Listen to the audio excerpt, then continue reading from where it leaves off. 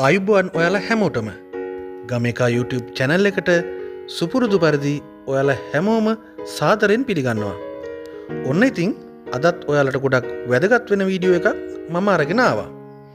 ඉතින් මේ මගේ අතේ තියෙන්නේ වෙළඳ පොලෙන් ගත්තු අමු මිරිස් බෑග් එකක්. ඉතින් අපි හැමෝටම තියෙන ප්‍රශ්නයක් තමයි මේ බෑග් එක මේ විදිහට ගෙනල්ලා ටික දවසක් යද්දිම මේ බෑග් එකේ තියෙන මිරිස් සවුත්තු වෙන ගන්නවා. ඉතින් අපි මේක ෆ්‍රිජ් එකේ දැම්මත් සමහර වෙලාවට ෆ්‍රිජ් එකෙත් සතියක් විතර වගේ යනකොට ඒත් නරක් වෙන්න ගන්නවා. ඉතින් එහෙම නරක් නොවි මාසයක් විතර තියාගන්න පුළුවන් ක්‍රමයක් මම අද ඔයගොල්ලන්ට කියලා දෙනවා. එහෙමනම් වැඩි කතා නැතුව අපි වීඩියෝ එකට යමු.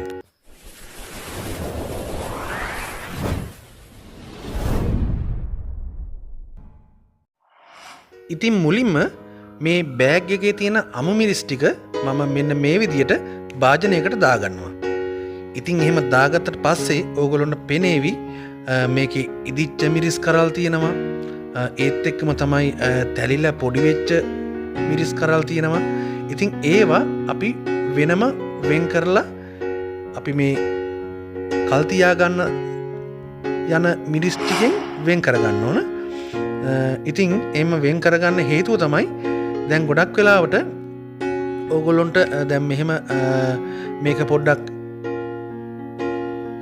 කවලම් කරලා බලනකොට මෙන්න මේ විදියට කැඩිච්ච මිරිස් කරල් මේ විදිහට තියෙන්න පුළුවන්.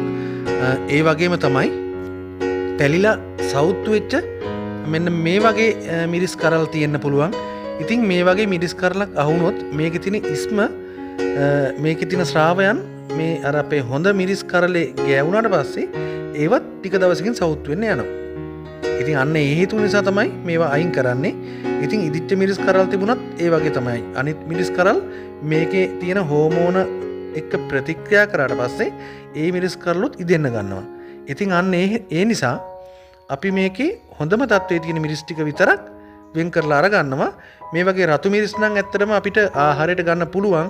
ඉතින් ඒවා මුලින්ම අපිට මුල් දවස් කීපෙම ආහාරයට අරන් ඒ ටික ඉවර කරගන්න පුළුවන්. අපි හොඳ තත්ත්වයේ තියෙන ටික මිරිස් ටික තමයි අපි මේකෙන් වෙන් කරලා ගන්න ඕන.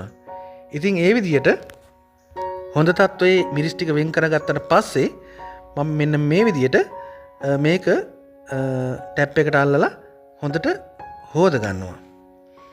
ඉතින් මේකේ දෙපාරක් විතර වගේ හොදගත්තට කමක් නැහැ.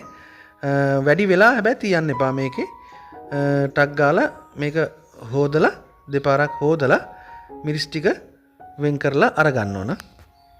ඉතින් ඒ විදියට ගත්ත මිරිස් ටික මම මෙන්න මේ විදියට මේකේ වතුර ටික අයින් වෙන විදියට පෙරා ගන්න තමයි සූදානම් වෙන්නේ. ඉතින් ඒ සඳහා මම භාවිතා කරන්නේ මේ වගේ ඇලුමිනියම් කිරිගෝටුවක්.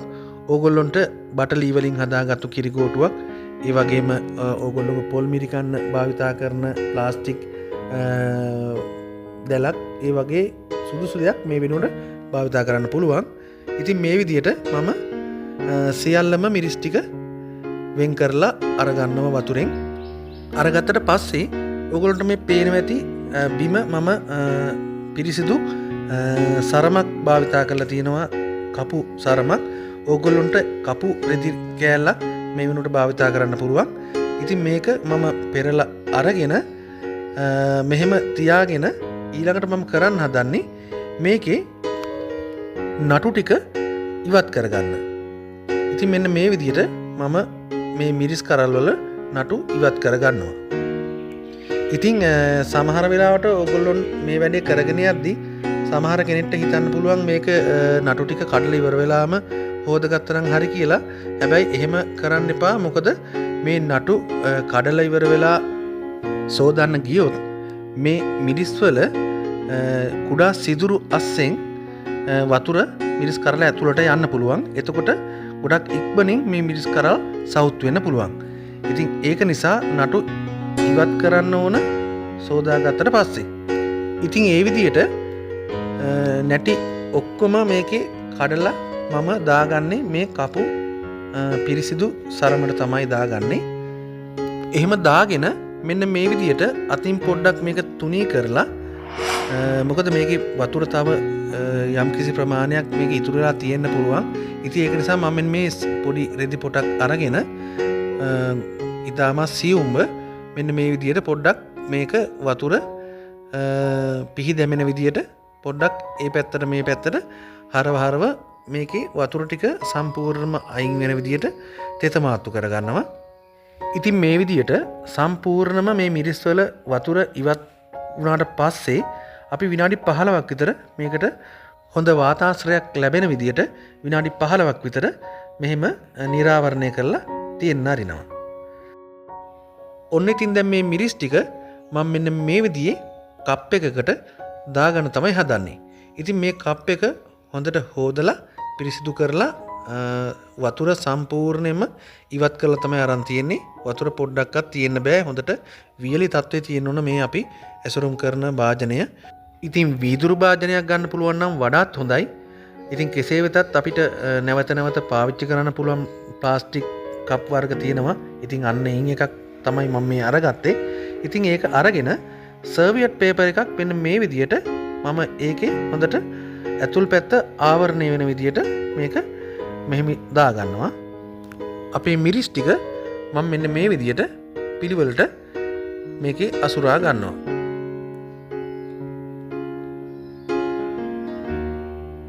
මොකද මේක පිළිවෙලට අසුරා ගන්න හේතුව තමයි මේකේ මිරිස් තට්ටු දෙකක් විතර වගේ ආවට පස්සේ තව මිරිස් ගොඩක් තියෙනවා වගේ දැනෙනවා නම් ඔයගොල්ලන්ට තියෙන්නේ තව මේ වගේ සර්වියට් පේපර් එකක් මැදිනුත් දාලා ඒකට උඩින් නැවත මිරිස් අතුරන්න තමයි තියෙන්නේ.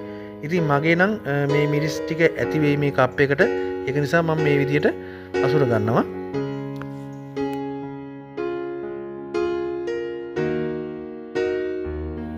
ඔන්න ඉතින් ඒ විදියට සම්පූර්ණම අසුරගෙන ඉවරනාට පස්සේ මිරිස් ටික මම මෙන්න මේ විදියට අවසාන කෙලවර ටික මෙන්න මේ වගේ ඇතුල් පැත්තට පේපර් එක නවලා පියනෙන් හොඳට සීල් වෙන විදියට මෙහෙම වහ ගන්නවා.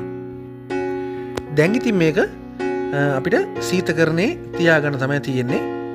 ඒ කියන්නේ ෆ්‍රිජ් එක ඇරියට පස්සේ ඔයගොල්ලෝ බලා ගන්න පුළුවන් අපි කොහොමද මේ උඩ තියෙන ඩීපිෂර් එක ඩීපිෂර් එකෙන් පහළ මෙන්න මේ කොටසනේ අපි කොහොමද අපි එළවලු ගබඩා කරලා තියන්නේ.